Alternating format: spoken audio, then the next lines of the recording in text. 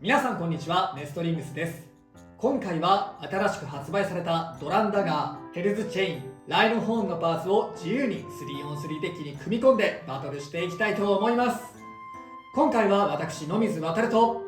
ちょめまるで対戦していきます。よろしくお願いします。お願いします。それでは早速やっていきましょう。行きましょう。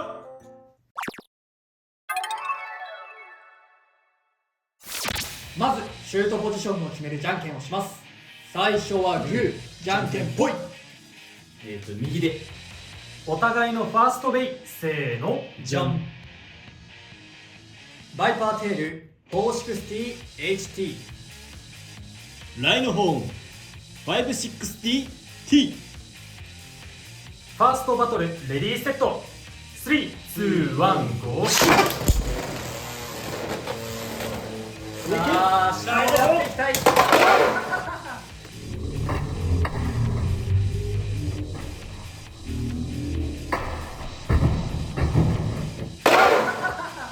オーバーフィニッシュ、ライノホーンに2ポイント。いや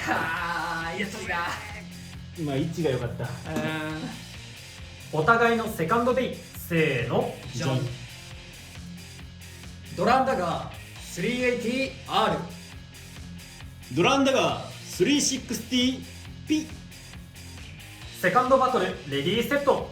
3、2、1、ゴー。いやー、なんか鼻吹いてる。それは君ダメ。それはダメだよ。おお、スピンフィニッシュ、渡るのドランダガーに1ポイント。狙った勝ち方ではない。ラインに乗りすぎたな。お互いのサードベイ、せーの、じゃん。ヘルズチェイン 560E、 コバルトドレイク 580R。 サードバトル、レディーセット、3、2、1、ゴー。さあ、そのまま位置があんまり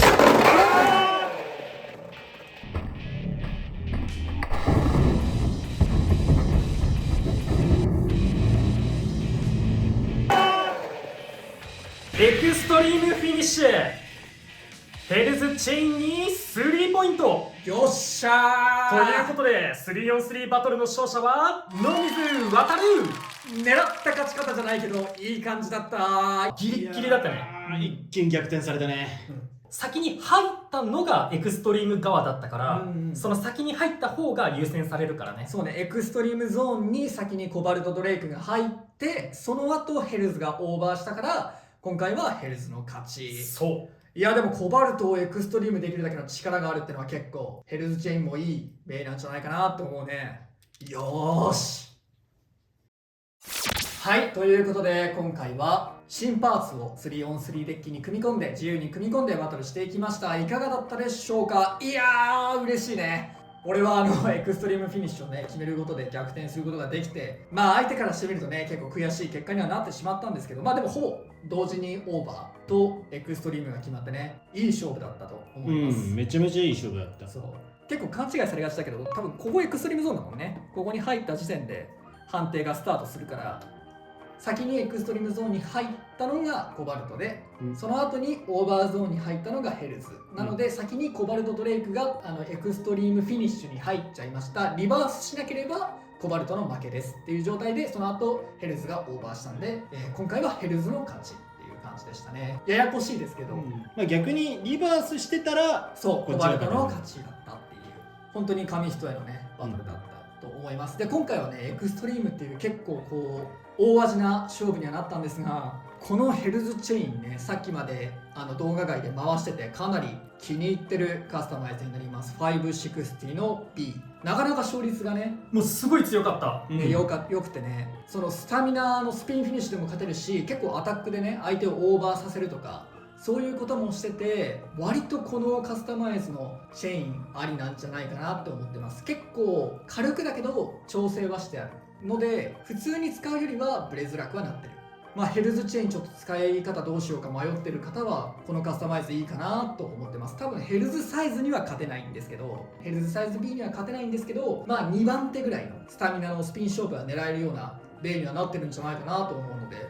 ヘルズチェーンがねその前回の動画までだとちょっと難しいかなとかどうやって使えばいいかなってなってたんですけど、この使い方は割とありだと思います。あとあれだね、個人的に思ったのが、はい。チェーンにはもうちょい低いビットが出てくれたらはいはい。いいかなって思った。結構こう下に入るのがねそうそう強いんじゃないかってさっき動画外でもちょめまるは話してて、うんうん。そうね、だからロ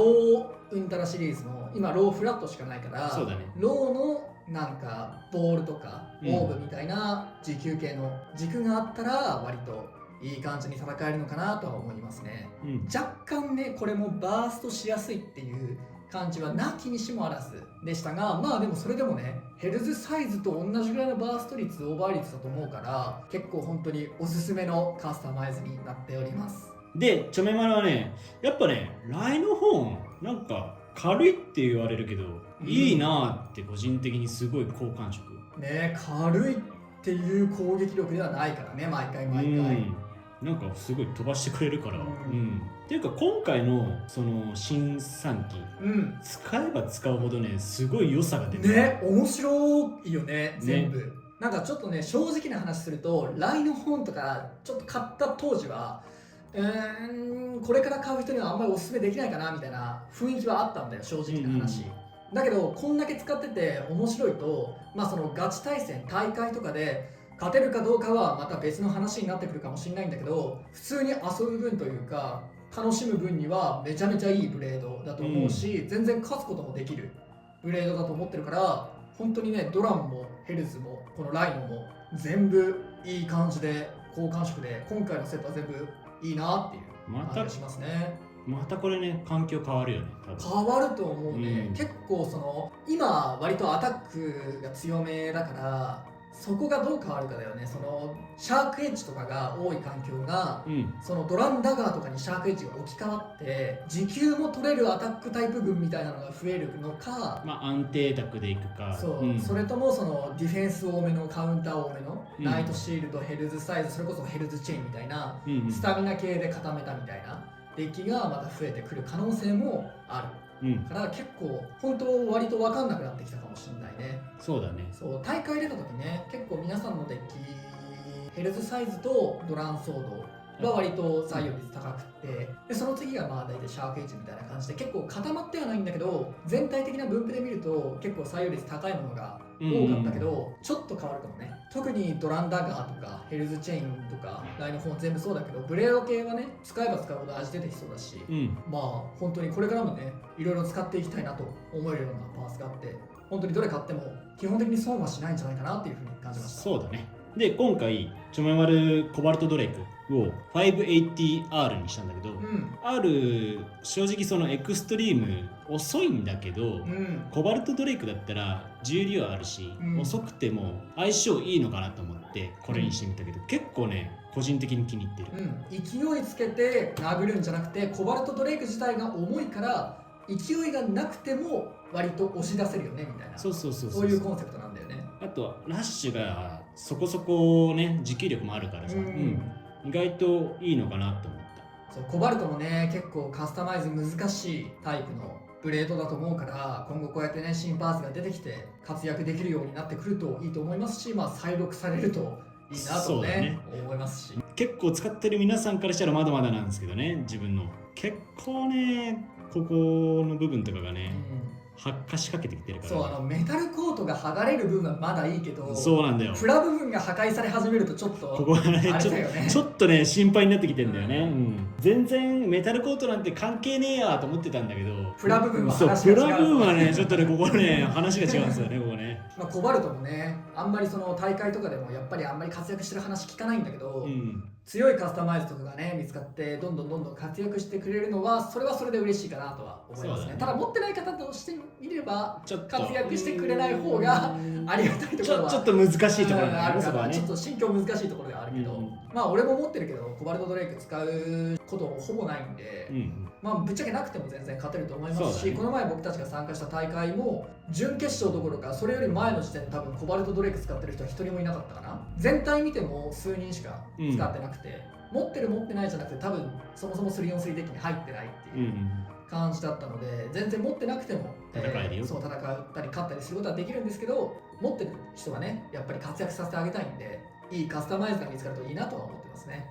いやでも本当に全パーツ基本的にはちょっとスパイクだけちょっと難しいですけど、ああそうだね、それ以外のねチェインもダガーもラッシュもハイテーパーも結構面白いところがあって、ライノホーンも面白くって、本当に全パーツ結構今回は好印象で、どれ買ってもね楽しめるんじゃないかなと思うので、興味ある方はぜひねドランダガーとヘルズチェインとライノホーンのセットやブースター買ってみてはいかがでしょうか。ということで、この動画が良かったらグッドボタンとチャンネル登録よろしくお願いいたします。それではまた次の動画でお会いいたしましょう。バイバイ。バイバイ。